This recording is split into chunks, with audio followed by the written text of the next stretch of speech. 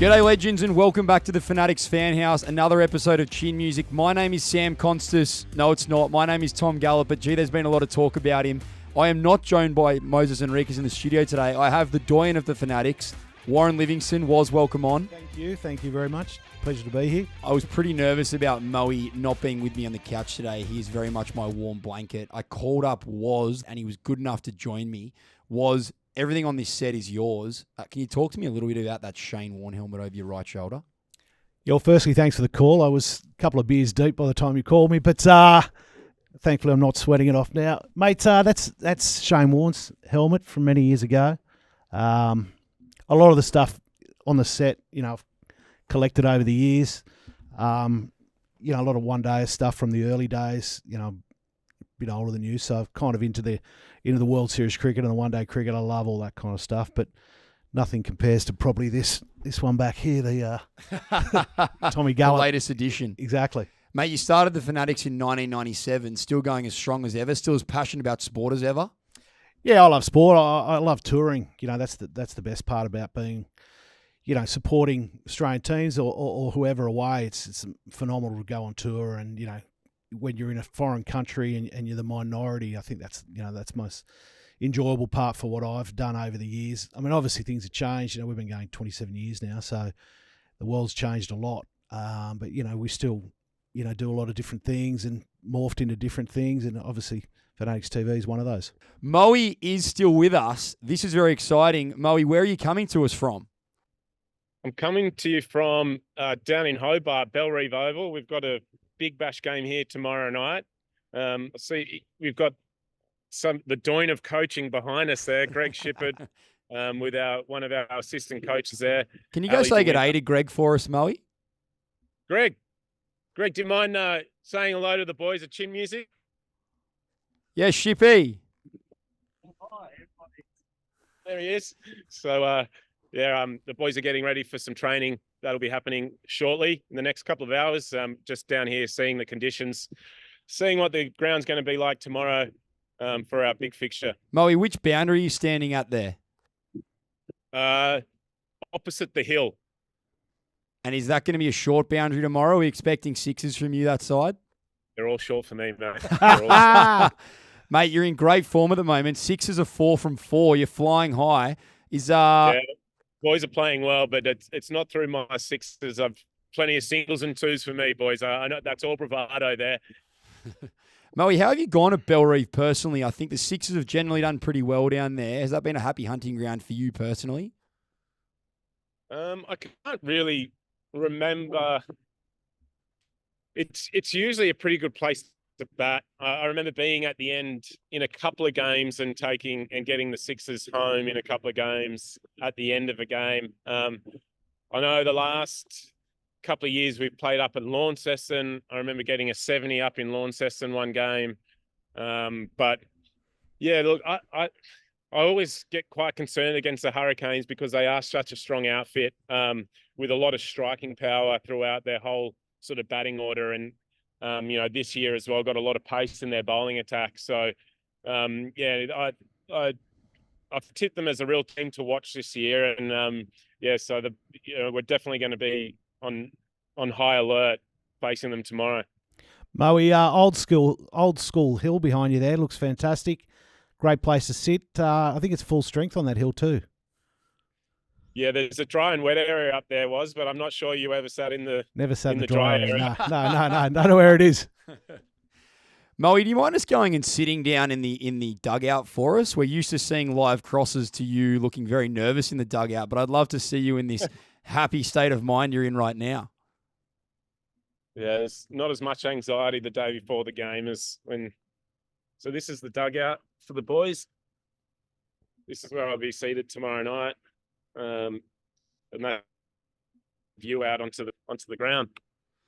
Mate, you got a jacket on there. Is it chilly down in Hobart? Because the conditions behind you look absolutely marvelous. Oh, here's the boys. Yeah. Who we got there, Moe? Talk us through it. The majority of the coaching staff and our hero Josh Felipe from the last game with the 60 not out. He's decided to turn up a bit earlier and make sure everyone remembers his innings. So and I think he heard the cameras were about and wanted to get his face on Chin Music. Yeah, get in here, Josh. He's gone running down the chase now. We're not going to get him. Oh, that would have been huge, mate. Whispers around that you've been scouting around for someone in the team to get on the show later on. Can you confirm or deny? Yep, I have been scouting around. It's going to be a great surprise for us later on. So who is coming on the show? But yeah, sorry guys, my back was starting to get a bit sore there, and I'm going to take a seat. Mo, yeah, that was giving us a bit of seasickness. You walk around anyway, so it's lovely that you've sat down for us, feeling much more calm. If you are listening on Spotify, make sure you jump on YouTube so you can see all this content. Mo looks outstanding and Bellerive looks even better. So be sure to jump on there. As always, if you want more chin music, you can get us on Spotify, Facebook, Instagram, and YouTube at the Fanatics TV. So please jump on there for more. Moe, we're getting pretty excited about this guest. Is he close by? Arguably the best fielder in world cricket and one of the greatest finishers going around, and I think the most underrated T20 cricketer in the world, the one and only Jordan Silk. He's been chomping at the bit ever since the first episode of Chin Music. Welcome, Silky. Cheers. Silky! Hey, how are we? Very exciting. Mo, I feel like you've taken a bit of a T Gallop to that approach of Silky. You're kind of learning a few things off me on this co-hosting thing. Oh, you know how it is, Tom. You keep good company, you learn good things, mate. So, yeah, thanks. Give yourself a wrap. Well done. Silky, mate, welcome on. You boys are obviously on fire at the Sixers, 4 from 4. Talk to us about how the campaign's going so far. Yeah, I mean, it couldn't be going any better, I guess, at the moment if you to look at the table. But, yeah, I think probably the last fixture we played against the Heat was probably our cleanest performance this season.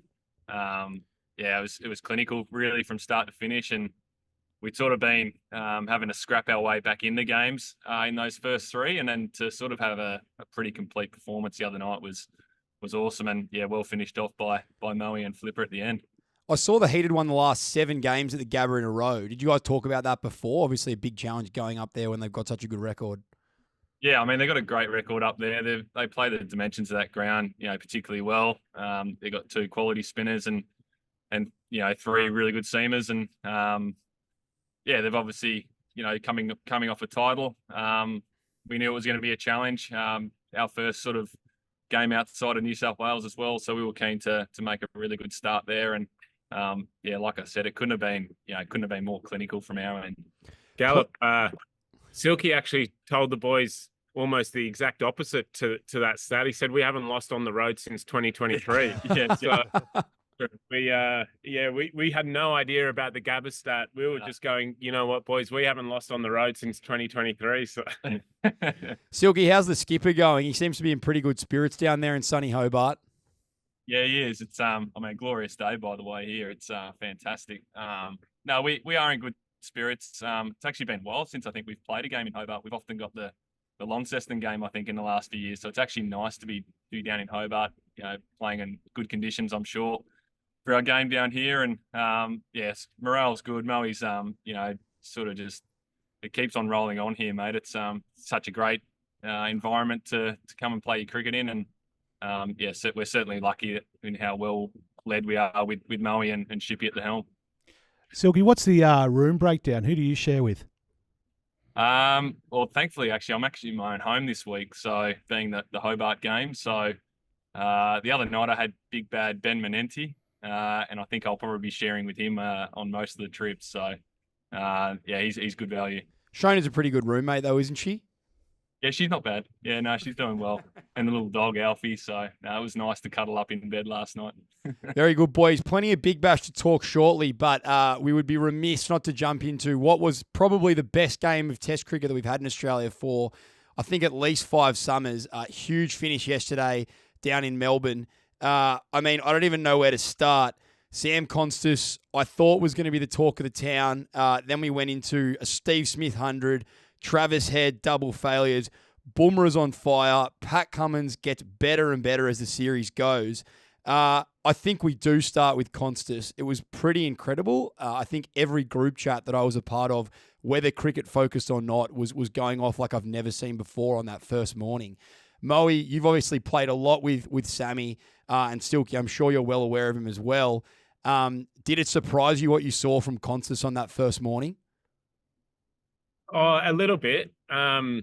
that was the way he batted in the most recent Shield game. But in the 6 or 7 Shield games previous to that, he was a lot more, I guess, traditional in the way that he'd batted. So I wasn't sure whether Test cricket would sort of amplify his emotions or whether he'd try and, I guess, keep things, really traditional and circumspect on the big stage, especially given it's a Boxing Day test. There's 90,000 people in the crowd.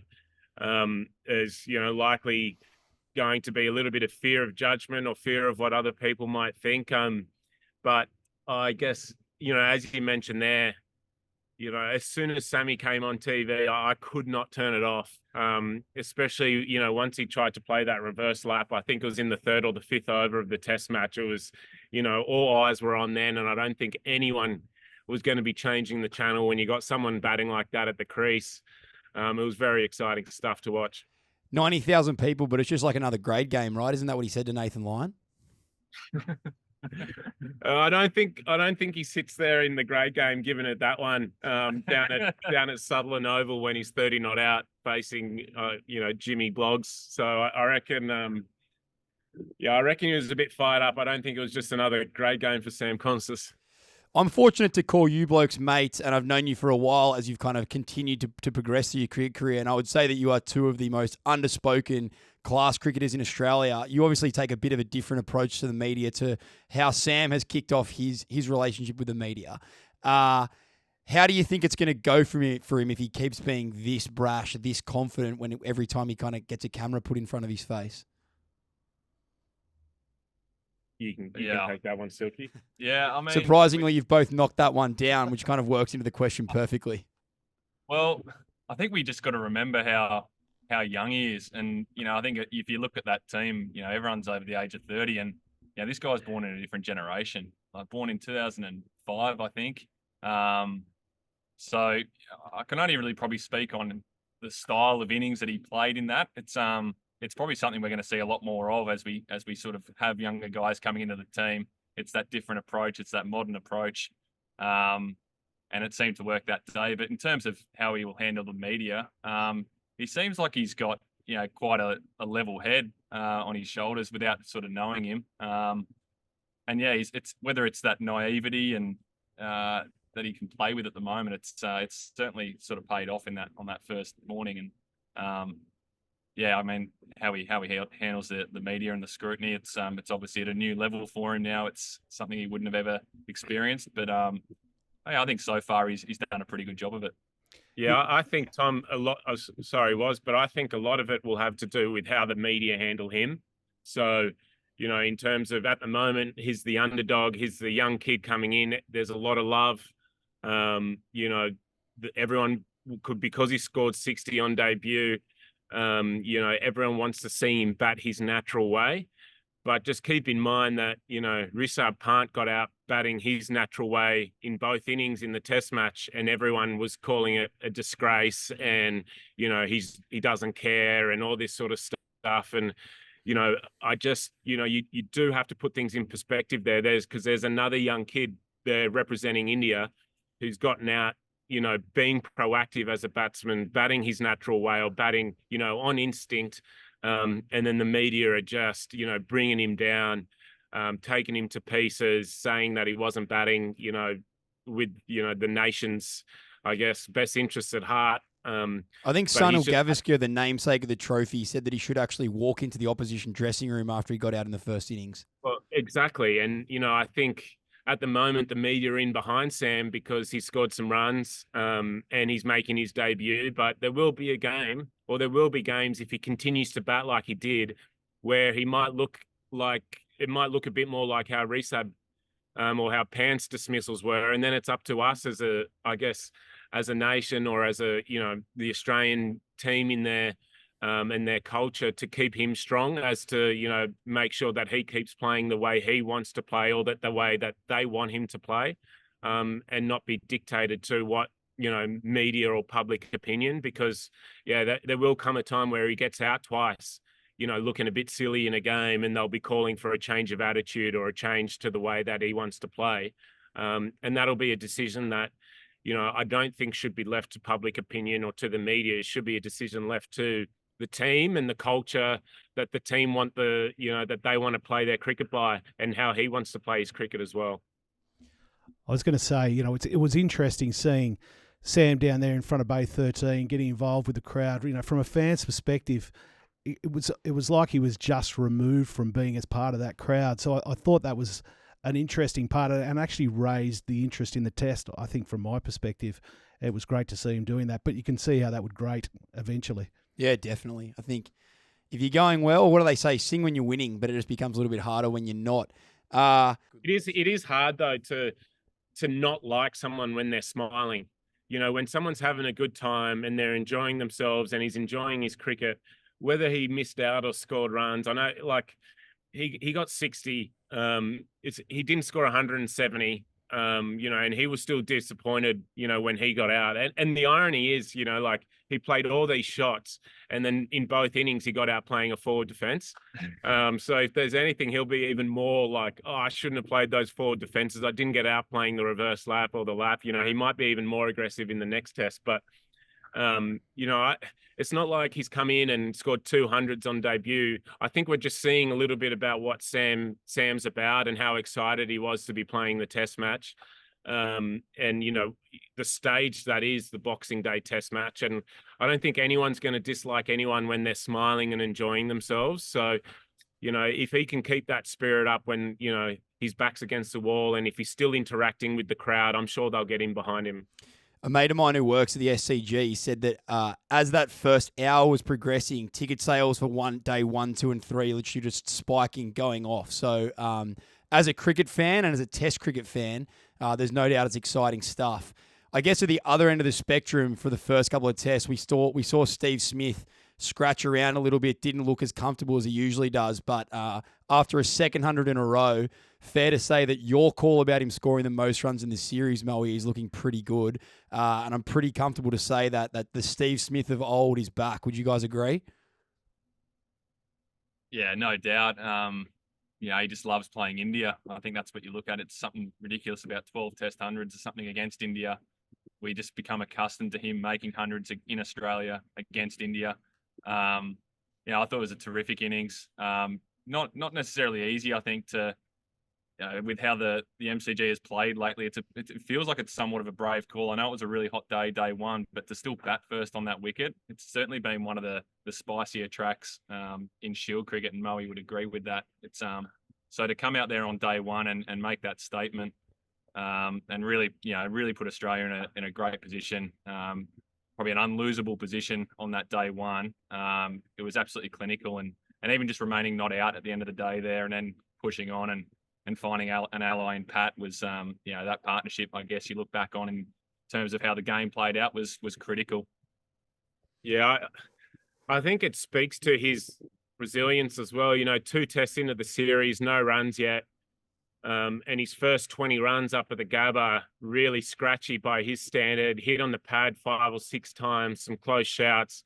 And then since then, he's just piled them on, a bit of time in the middle in that, and him just being able to problem solve and sort things out. And, as that innings progressed up at the Gabba, we saw him hit the runs start to flow in areas where he probably hadn't scored them for a little while. And then, in this test match, he looked right at home, right from the word go, right from the first ball that he faced. It looked like, we're back to the Steve Smith we've known for a very long time.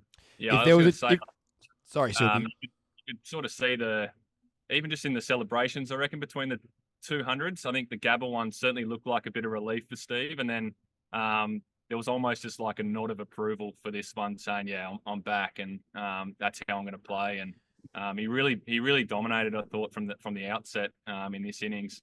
And that was just a sign that, for me, it was like, okay, yeah, I'm in control again here, and we should be excited about what's to come next week up in Sydney.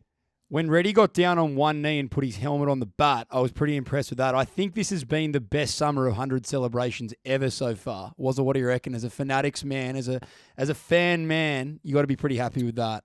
Yeah, I think. Slats has always been my favourite. The early one, kissing the badge. I thought that was the best, but it's definitely been a big summer, and more to come, hopefully.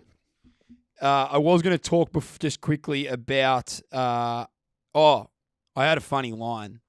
Disappointingly, I got sidetracked on the celebration thing, but I was going to say, if someone was playing a drinking game and every time someone talked about problem solving and Steve Smith, everyone would be in a lot of trouble, because I can't quite work out what people are talking about with problem solving. I'm used to hearing that from a more mathematical perspective, perhaps, but Steve Smith is a little bit of a rain man, I guess. You can see that the numbers are ticking around in his head. Moe, I was going to say, when we're talking problem solving with batting, what does that actually mean? Well, I guess from a batter's perspective, or let's talk about Steve a little bit more specifically. I think when he walks out to bat, he's the first thing that will come into his mind, how the guy's trying to get me out. And then, okay, I'm going to try and build up a defense or a game plan to stop them from getting me out or prevent that from happening. And then how am I going to score runs whilst they're trying to do that? So, there's, in whichever ground you go to, whatever wicket you go to, whatever bowlers you face, they all sort of provide you different problems or different things that you need to find, whether it's height and bounce, nip, swing. For each batter, there's going to be a slightly different problem in the situation that you're in, and he just has a great ability to adapt to those situations and solve on the go without really knowing exactly what he's going to find, but being able to just go out there and go, I'm facing this guy in these conditions. All right, I'm going to get right across the stumps. Keep my front foot outside leg and, try and access as much of the leg side as possible. And then again, someone, that's what he was doing to Bumrah, say, and Siraj. And then when he faces someone like Reddy, he keeps the offside in play a lot more, where he feels a lot more confident scoring through the offside down the ground, because he doesn't maybe feel as much of a threat on the outside edge facing him as he might do the other bowlers. So, you can see his planning and his technique sort of adapt to each bowler and the conditions and the ground that he plays at. Boys, talk to me about the psychology of, Steve Smith talking to the bowler when the bowler, when he plays and misses and, he talks and says it's a good ball, et cetera, et cetera. What's the psychology behind that? I mean, that's hard. That's hard, I think, for us to answer. That's just, I think it's always sort of been in his nature to be like that. It's whether it's a way of him getting in the contest. And then, like we just talked about, that's that problem solving. And then the beauty of him, I think, at the moment is, just how, I think if you had a still shot for how he sort of batted through each test, that they would all look completely different. And it's very interesting because as a batter, we get so set in routines and trying to be repeatable. And, for him to actually sort of go about it completely differently from test match to test match, I think it should show a lot to sort of younger batters, I think, coming through that, your tactics are so critical in terms of how you're going to make runs in certain conditions. And, to have the bravery, I think, and it's probably obviously come through playing a lot of test cricket, that you can only sort of have that. And, it's something that, even looking at someone like a Sam Konstas at a young age, the tactics to go, or look, the straight bat's not working here.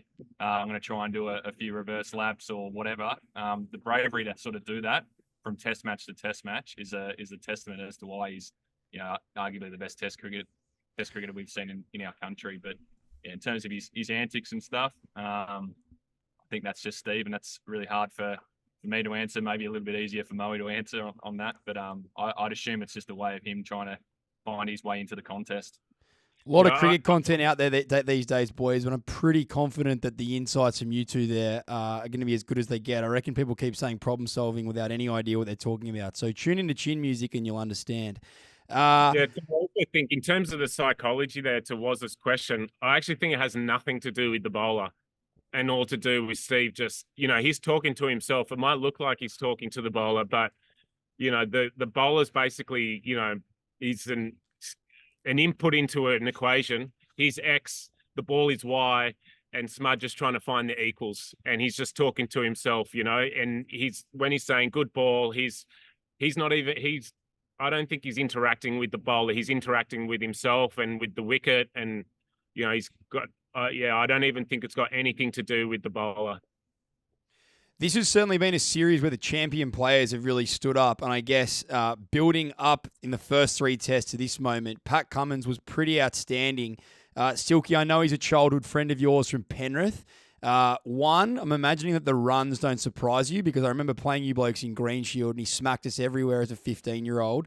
And again, like he came up with crucial wickets, really crucial spell yesterday that probably broke the back of India. I guess, are you surprised to see that Pat continues to get better? And kind of, do you expect that he can keep this going for a couple of years? Yeah, I think no doubt. He's only 31 years of age. Yeah, I mean, if you asked me if it surprised me like 5 or 6 years ago, probably. But now I'm not. He seems to be a guy that just arrives in big moments. And, even in that second innings, it felt like with the bat the other day, it just felt like he was the man for that crisis and could really just find a partnership there with Marnus. And to get us to, from a score that we looked like we were going to have to maybe try and defend sub 250, to propel us above 300. Speaks volumes of what he's been able to deliver as a cricketer.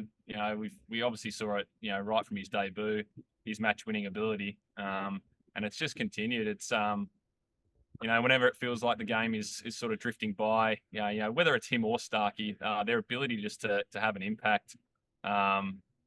It's even yesterday when Jaiswal looks almost unremovable, just to try something different, whether it's a slower bumper and to find him, gloving to the keeper there. Just moments in games when, it's almost like as spectators now, we trust that Pat's the one that's going to, pull us out. And,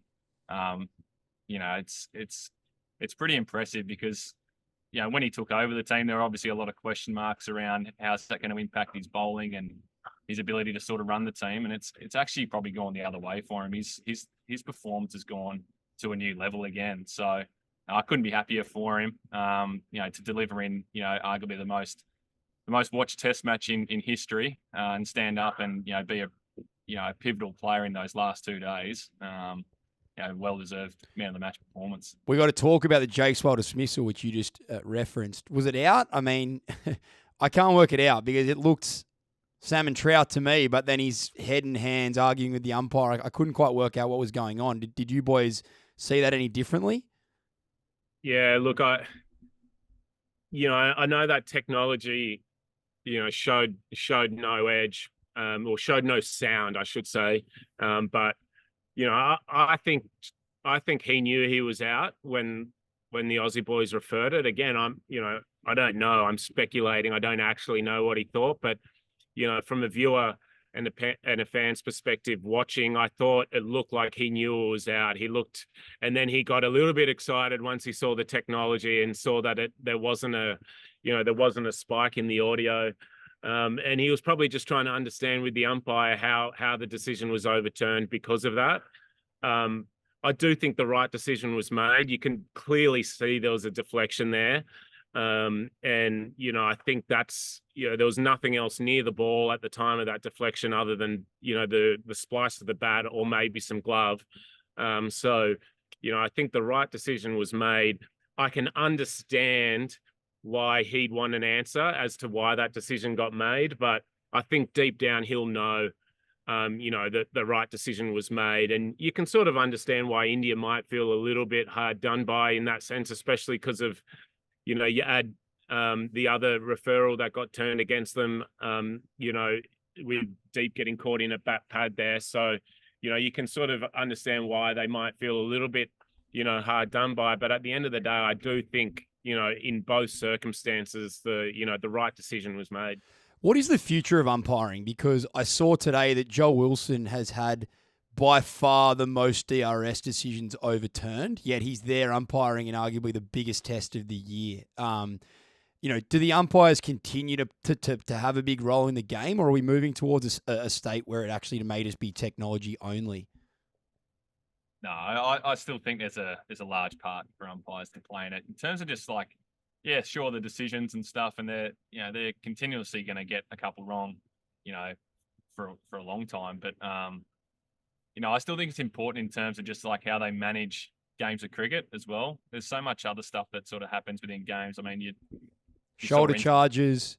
Yeah, you see shoulder charges and incidents where they've got to probably have a bit of an impact there. So you still need that human element, I'm sure, on the field. And like any sport, there's you need referees, you need umpires to help control things and to help us sort of play by the rules as best we can. So no, I know there's often probably going to be talk about that as we head into the future, but I still see a place for umpires well into for as long as cricket exists. Yeah, I agree. And I think their role might look a little different in terms of, maybe in the future that they're not having to make the bulk of the decisions, but will always need facilitators or someone, as Silky managed there, to manage or facilitate the game of cricket that's going on out there. You'll always need that human element. I think once the umpires go, like if we're ever thinking about having AI umpiring the game, then we're going to be having AI playing the game as well. So, there's no point of, I think that human element always needs to stay. And we've seen already that, and I think India, and rightly so, for a long time, didn't want the technology to come into the game because it isn't 100%, and it still isn't. I know it's better than I guess the naked eye, but as we saw yesterday, the technology still isn't 100%. There are going to be circumstances where we have to just rely on feel and instinct, and at least for now, umpires will play a huge part. And I think even moving forward, as the technology continues to get better, I still think they'll play a part. What that part looks like might be a bit different. Another massive moment in the game, not necessarily impacted by the umpires, but a decision of some kind. Jaiswal takes off, his call going to the danger end. Kohli stands his ground. 14th run out that he's been involved in. He's only been the victim of that run out 3 of those 14 times. You blokes both pride yourselves in running between the wickets. Is it a big issue for Kohli? Like, what he's doing here, it can't be good as a teammate if that's his record. Yeah, I don't know. 14 runouts. How long's he been playing for? It's a long time. So I don't know if it's an astronomical amount of runouts to be involved in when you've played for so long. Tom's good at skewing the stats, by the way. Yeah, he's known for that. But I don't know.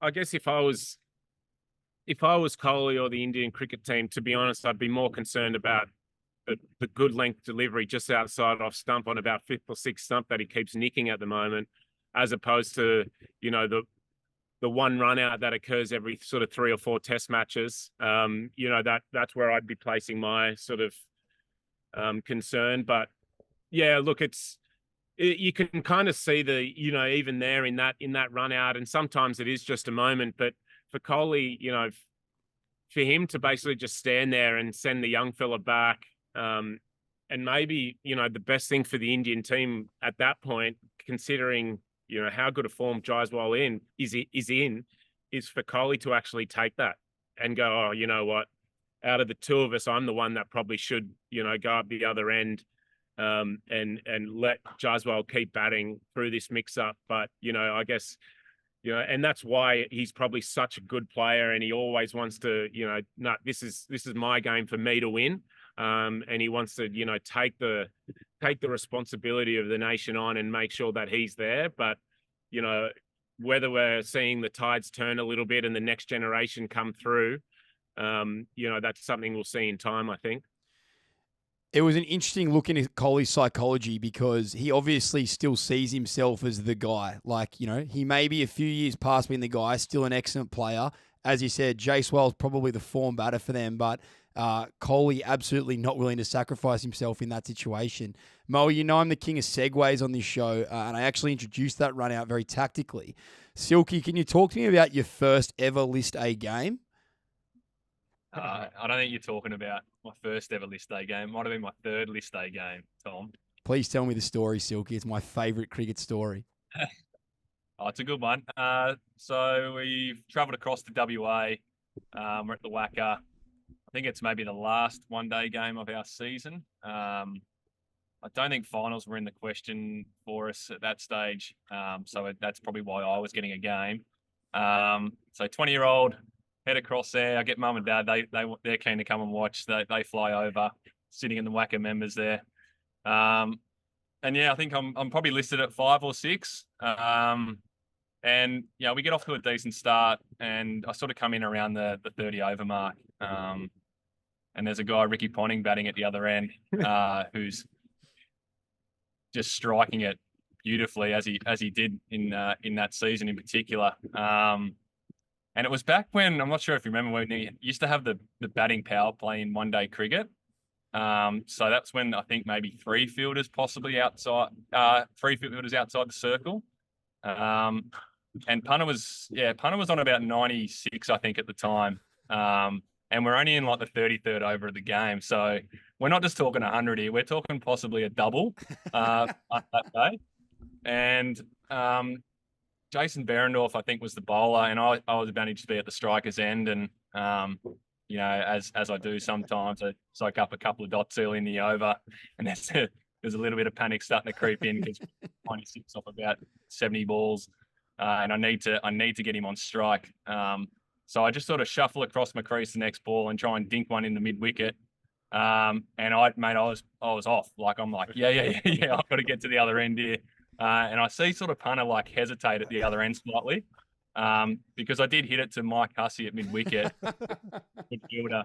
And I've just taken off, put my head down. I didn't even want to turn around because I was like, you could just hear the hit him, and you just start panicking. Sure enough, like punter sort of see him on the ground diving. Huss throws it, and it just clips the outside of the stump, and like one bail falls off.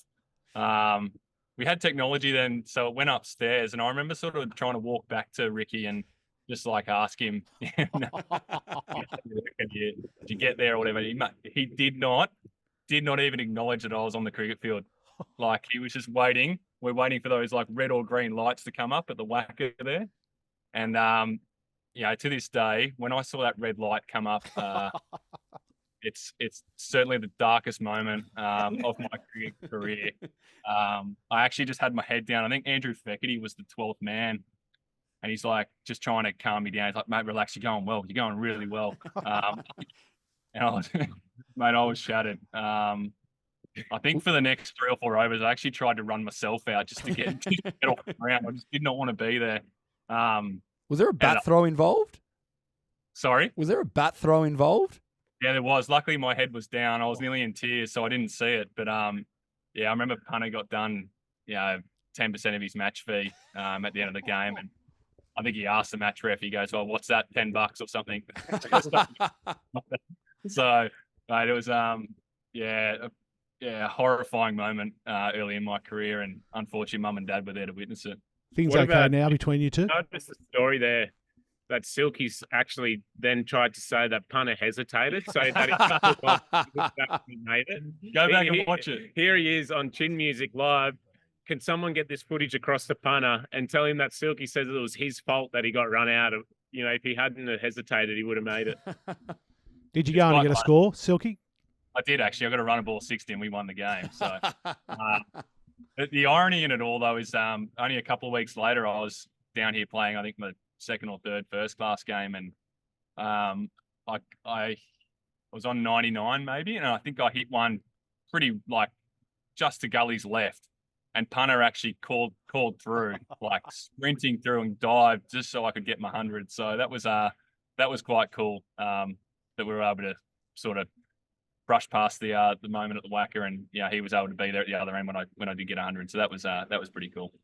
So Ricky Ponting is no Virat Kohli. Great to hear that one ended in happiness.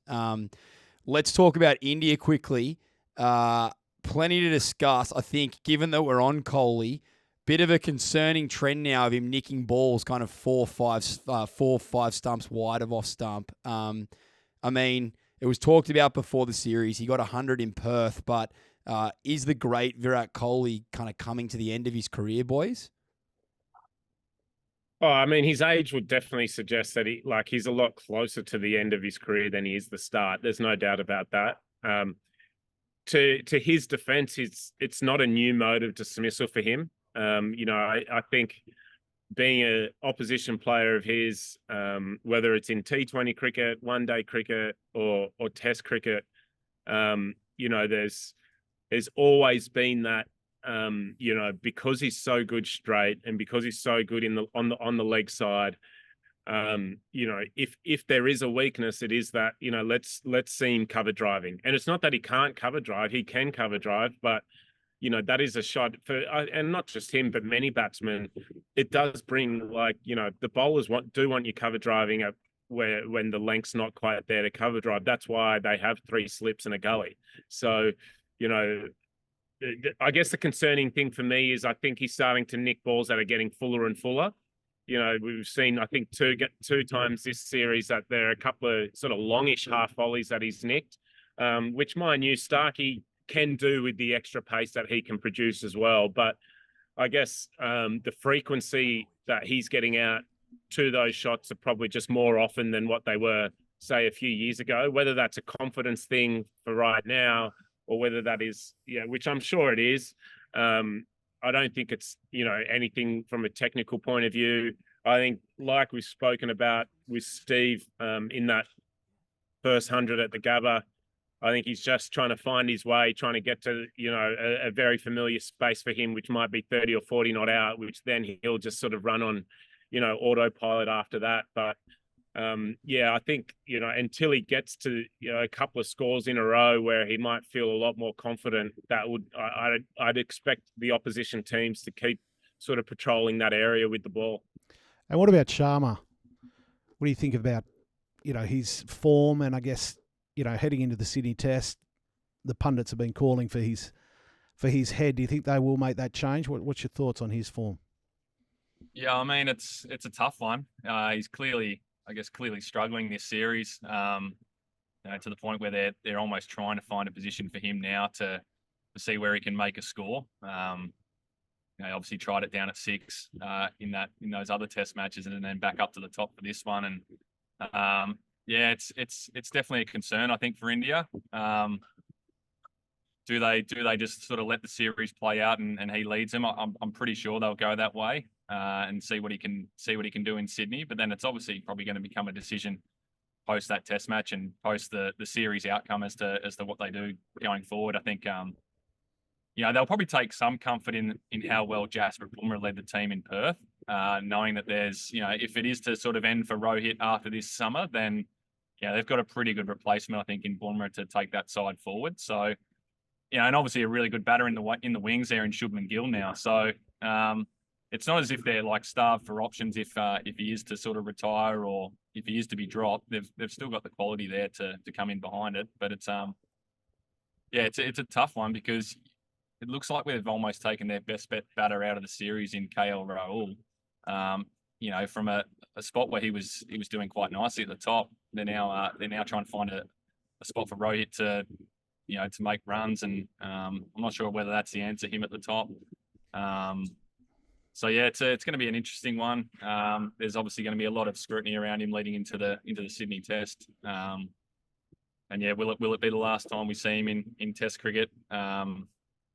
It's one I don't think will happen. And it will be a decision that's probably based on the outcome of what happens up in Sydney. Yeah, I once got told by my an investment manager to never water your weeds and trim your flowers. And I think when they I guess moved KL from opening down to 3 and moved Rohit from 6 up to open, I think it was like a classic case of, they're trying to get this guy who's struggling a little bit and trying to give him the form up at the top, or try and give him some kind of opportunity for him to flourish. But you've already got someone who's flourishing at the top in KL Rahul, who'd been batting really well, doing exactly what India want him to do. And then to move him away from a position where he's doing really well, it made no sense to me. I do think Rohit will play this series out, though. The concerning thing for me, if I'm an Indian fan, is, he has, he's been a great cricketer for a long time, but when I watch, I guess, Test cricket and I see the way that he reacted to some of the drop catches. You know, and emotion always shows, and there's no doubt about that. He would have been disappointed, but I feel like having played against Rohit since, you know, we played under 19s against each other, and he's always been a calm character. He's always taken things in his stride, very level-headed, and I think that's been a real, you know, a big plus for his captaincy. And I think in this Test match, you could see that the lack of runs was starting. You know, I think that frustration at the drop catches wasn't just the drop catches. I think there was also a bit of frustration about his own batting and maybe his lack of input on the series, or lack of, you know, impact on having an effect on the series. But I think you don't want that to start to take over, especially in the next Test match where, you know, you're having a frustrated captain, or a captain that's, you know, irritable or very easily irritable. You want the Rohit of old who's calm, and, you know, giving the players the freedom to be able to perform how, you know, they feel like they should, rather than feeling like they're going to get barked at if they do something wrong. So that was a concern for me, more so than his batting, because his batting's only going to affect him, where, you know, the way he makes his team feel and the other 10 players, that's got an effect on, you know, the entire team. So that's a concern for me. I'm sure he'll look back and learn from that and make sure he's ready to go for the next Test match. He showed for a long time that, you know, he does have a great temperament to captain. And it is a huge challenge when, you know, you're not batting or performing as well as he'd like, to make sure that you're still the calm and well-tempered leader that you want to be.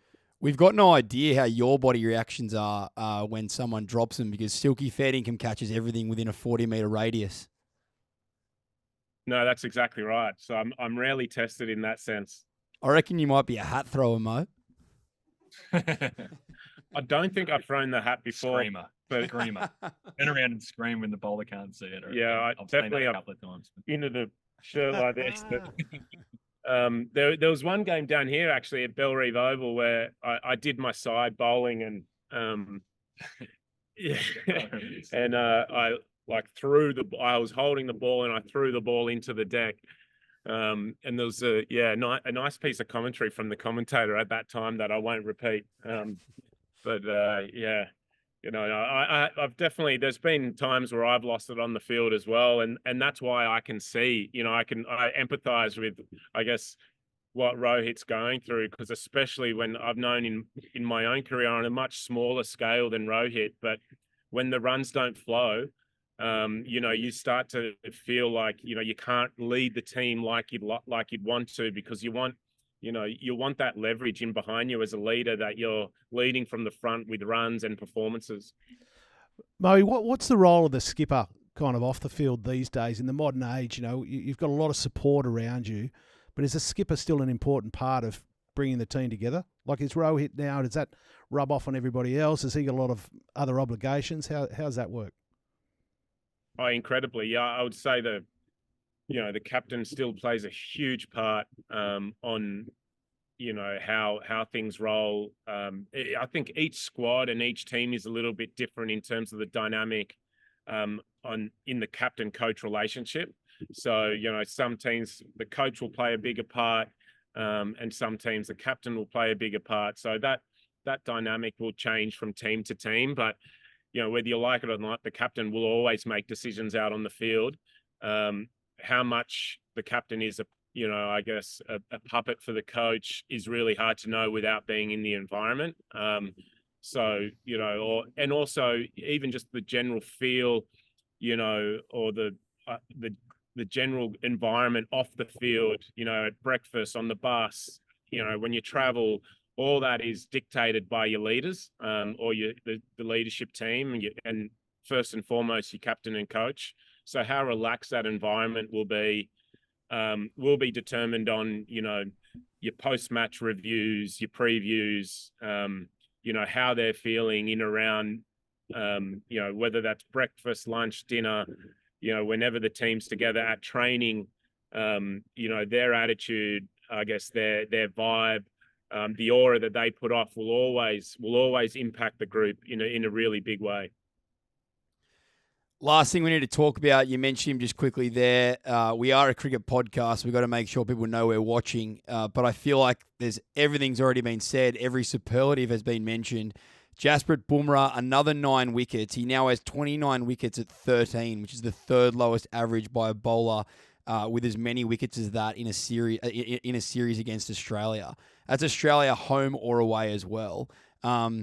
Hope you don't mind that one, Mo, as a stat. I haven't really skewed that one at all. Konstas said he targeted him after the first hour when he was interviewed at the drinks break, but this bloke just seems to get better and better. I'm sure both you blokes are glad that he's not playing in the Big Bash this year.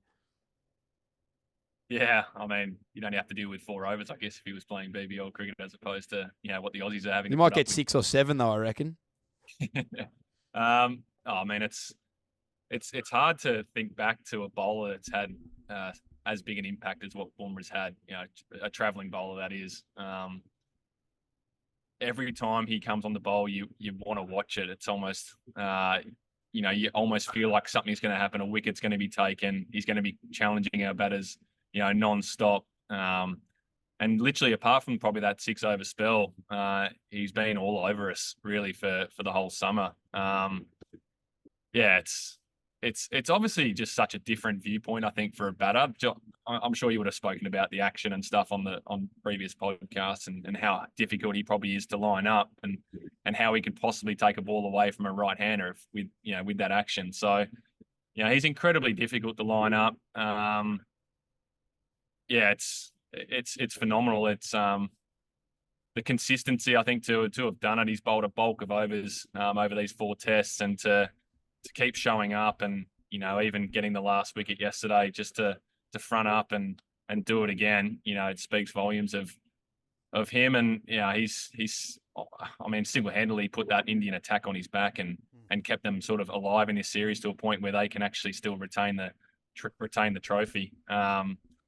It's something we'll probably never likely see again, I think, from an overseas bowler in our country. So, as much as I'm really hoping Australia can go on and win this series, it's been something else to watch Bumrah. And I think everyone's been obviously super impressed with what he's been able to do to our top order and to some really quality players that we've got.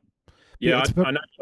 I was just going to say, Mo, it's probably before your time, but the last guy I think who captured kind of the Australian imagination was probably Richard Hadley. About 85, with the Hadley's a wanker chant. That's kind of where that started. And I think that's the last player to ever kind of dominate Australian batsmen like he has. Yeah.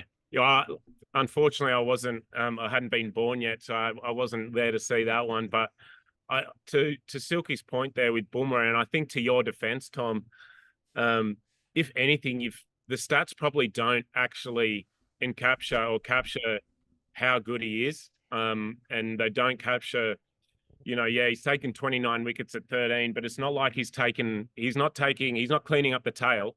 Yeah, he's getting all of the batters out, and then he might get 1 or 2 of the tail. But if anything in this series, it's, the other, like, I feel like Siraj is the one that, maybe most of his wickets have been, from 7 down, where Bumrah is just cleaning up, he's taking all the big wickets. He's breaking through early. The majority of his wickets, they're top 6 batters, top 7 batters. He's not coming in and just, filling up his wicket tally with, easy knockovers at the end.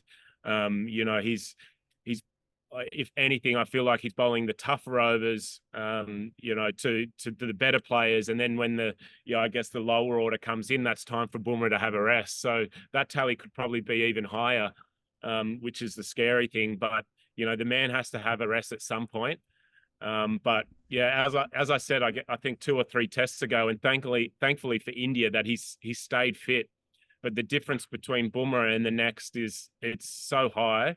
And I guess India for now, they really need him fit, because I don't know how they're taking, 10 wickets without him, let alone 20. Other than Hazelwood, we've barely seen any rotation of the quicks from either side this series. And we are now going into a live Sydney test, which as a Sydney-based cricket fan, I'm pretty bloody excited about. I can't actually remember the last time that the 5th test or the last test in Sydney was as meaningful as this one, or even meaningful at all in the scheme of the series. First 3 days sold out, I think. Really? Yeah, already. Pink Day, day 3. Yeah, it's going to be absolutely massive. And I feel like just continuing on Bumrah, it's really going to be whether he can keep going and then whether the Australian quicks have still got gas in the tank. And that'll probably be a deciding factor in how this test goes. It's pretty cool to see. It's 2-1 Australia. If we end up winning 3-1, you think India off the back of the loss in New Zealand and then this, they could be going into a proper rebuild. Equally, if it's 2-2, Australia's got some older players and they might have to pause and go, look, we haven't been able to retain this trophy in home conditions now for 3 series. You boys have both played at the SCG this year. What are you expecting from the SCG conditions? And do you think my lead in about the quicks will be as important as it is, or are we expecting to see a bit more turn like the SCG of old? I mean, having played a recent game there, they were still quite seam-friendly conditions at the SCG. I mean, spin probably didn't really play a factor as much as maybe what both teams thought it might. But yeah, it's definitely a wicket that, you know, even in the early couple of Big Bash games, it seems to have that sort of pace back in it. So I think it should be, you know, much maybe similar sort of to the MCG, where it can nip around for those first few days, and then conditions should get pretty good, I think, for batting as the game goes along. And, you know, hopefully if there is some warm weather, it looks like there might be in those early couple of days, and, you know, we do see some cracking. I know that's been a feature of the SCG in Shield cricket later in games, and whether there's cracking or footmarks that, you know, the likes of Gaz and Jadeja and Sundar can sort of operate in, then it will be it'll be a really good test match. It's interesting. There's you know, Bumrah, you feel like has to be fatigued. And I actually think to an extent he did find some allies in that second innings in Melbourne. I thought Siraj was really good. Akash Deep was really good.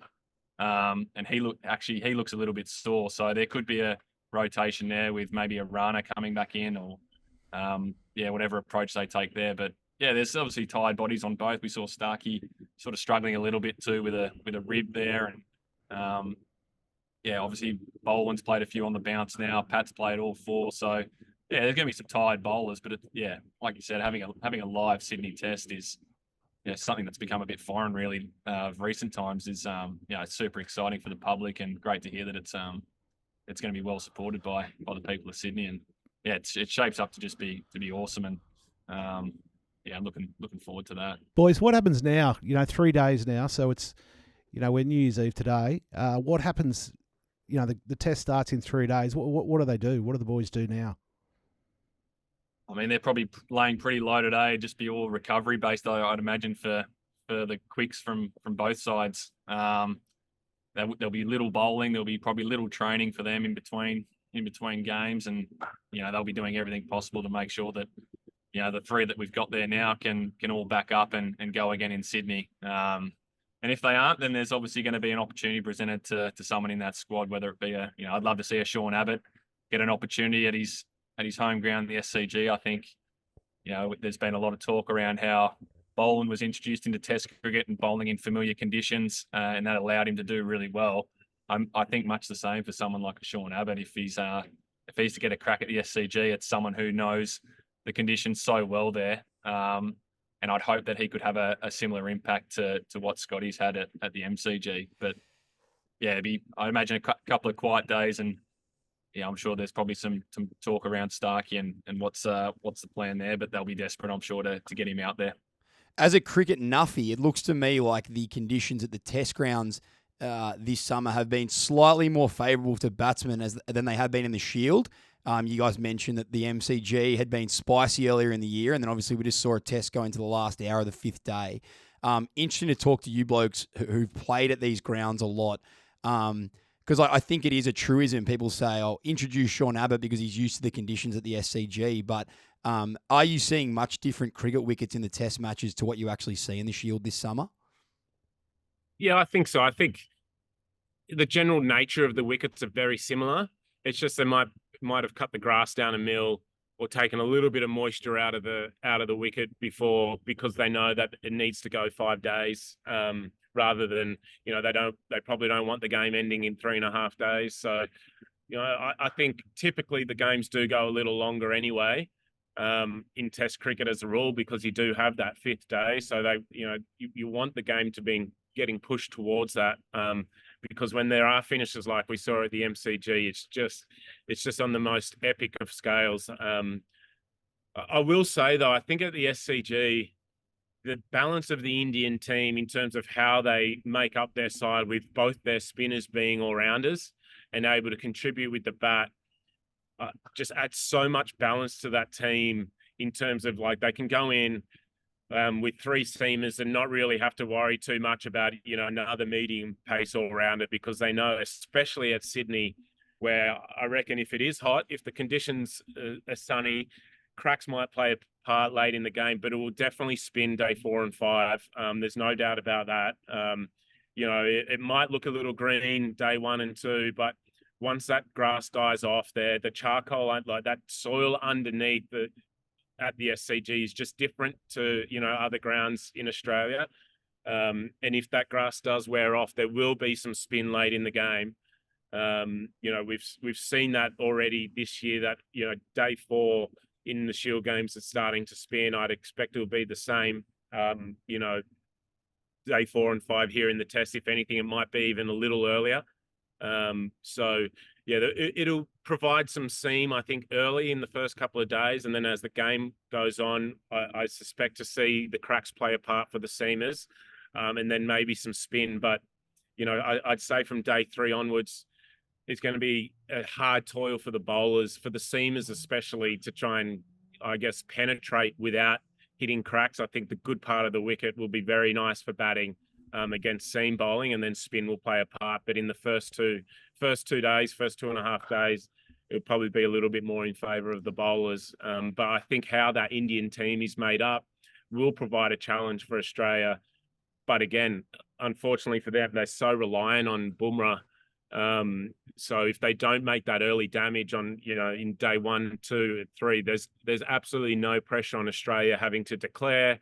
They can bat for as long as they want if they're good enough, and almost take that, take the 2-all, the chances of the series ever going 2-all out of the Indians' hands. So they need to make sure that they take 10 wickets and take it relatively quickly in that first innings. You've touched a bit on balance of the side.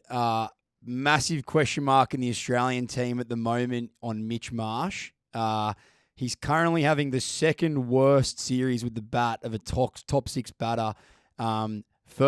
Second only to the summer that his brother had in 2011-12 against India. I think he's averaging a smidgen over 4 with the bat, and he doesn't seem to be bowling important overs either. He's obviously a very popular member of the team, and he took some crucial catches this game, and he has kind of done that all summer. Do you guys think that we're seeing the last test out of Mitch Marsh for a while? He's still in the young, so he could get himself back in the team, but a bad game here, and you'd have to think he's probably not going to Sri Lanka. Is that fair? Yeah, I mean, it's no secret he's struggled, I think, with the bat this summer. I think both of us here probably are really big fans of Mitch Marsh, and, the turnaround, I think, from, when he was introduced into that Ashes series, and, the streak, I guess, that he went on since then has been super impressive. And, he's obviously been, undone a few times. Some good balls in there. I thought the second innings delivery was a nice delivery. That he, when you're going a little bit better, maybe that just beats your outside edge and you survive. But when it's not sort of going your way, you tend to nick those ones. But yeah, I think his character, I think, is so important, I think, to that group. And you can really tell, I think, even in those small moments where he's taking catches, how much the boys really love him. And that's no secret to anyone how well liked he is in that change room. Alan bought a medalist last year too, right? Yeah. So there's probably a few credits there, and it's a lot easier to sort of keep someone in the team, I think, when you're winning games of cricket. But it's also a really delicate one for me, because you've got Bo Webster sort of waiting in the wings, who I've played a lot of cricket with, and just seen the rise of him really in the last 3 summers. And he's bowling has gone to a new level too, and he's been able to take regular wickets for Tassie and Shield cricket, and along with the mountain of runs that he's been able to score as well. So if they're to make a change, I can't see why they wouldn't even consider it for the Sydney Test. I know it's a big call, but when you've gone 4 tests and you've got weary bowlers, can't help but feel like those overs are going to be so important, I think, going into this test match. So, if they're looking for extra overs, then I think that they've certainly got to consider picking someone like Bo Webster for this test. And it may seem a gutsy call, but he's certainly one that's built up some good overs in the last 3 years, and even if it gets to a stage late in that fixture, he can actually offer some off spin too. So, real jack of all trades. Yeah, the modern Funky Miller. He's so it's a delicate one for me. Obviously with bias, I would love to see Bowie get his opportunity in Sydney. So we'll see how that plays out. But it's always hard. I think when you're winning games, you want to sort of keep rolling with it. But the only question mark I think will be if they roll with the same attack, do they have the energy to go all 5 days? And that's where someone like Bo Webster could provide really good support, I think, to the 3 quicks. Yeah, it is a tough one because the other part of it, Mitch has probably been struggling as you mentioned, he's been struggling this season for runs, but he's no lone ranger there either. There's a lot of batters in both teams, and in terms of batters facing Bumrah, there's everyone struggling to get through Bumrah. So, it's not like he's missing out when everyone else is scoring a heap of runs. So it's difficult conditions. It's a difficult task. We've spoken about how good Bumrah is and how hard he makes it for batters. So there's a level of, all right, if Mitch isn't coping that well at the moment, is the person we're going to bring in going to do a better job? Is he an actual better batter than Mitch? Or are we just dropping Mitch because he hasn't scored enough runs? We want to try someone else. But he is up to about 50 test matches now. I think he averages a little bit below 30 with the bat. It was only last year that he was almost, you could argue, he's the form batter of the test team. And as we mentioned there, he's also not, he's not past it. He's not too old or anything like that. If he doesn't play the next test, I don't necessarily believe he's played his last either. I think he's one of those guys that when he's playing well, he's so hard to get out and he scores runs so quickly. But unfortunately for him, he doesn't have that currency of runs behind him at the moment that he had last year.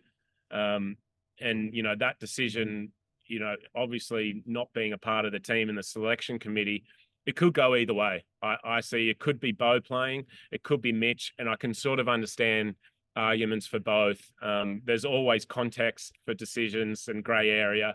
I think that's what a lot of people don't understand, but you could understand why they might give Mitch another one. And then again, you could also understand why they want, as Silky said there, some really good points about, some tired bowlers and the all-rounder possibly having to bowl more overs, which is kind of what I spoke about earlier in terms of the Indian team having 2 spinners that can bowl a bulk of overs to take pressure off the seamers, where Australia have one in Lino, but they probably don't have that all-rounder giving them, the overs they need. And at the moment, he's not giving them the runs they need either. Because he's such a good bloke, maybe we just go the Indian style and we put Mitch Marsh to 4, despite the fact Steve Smith's in really good form. We'll drop him down to 6 and we'll see if Marsh can get it done at 4. What do you reckon? Jesus, that would be some decision there, Tom. But that's some interesting logic and exactly to your point there, why I was so bemused that they did that with KL and Rohit. Like it just doesn't really make sense to me.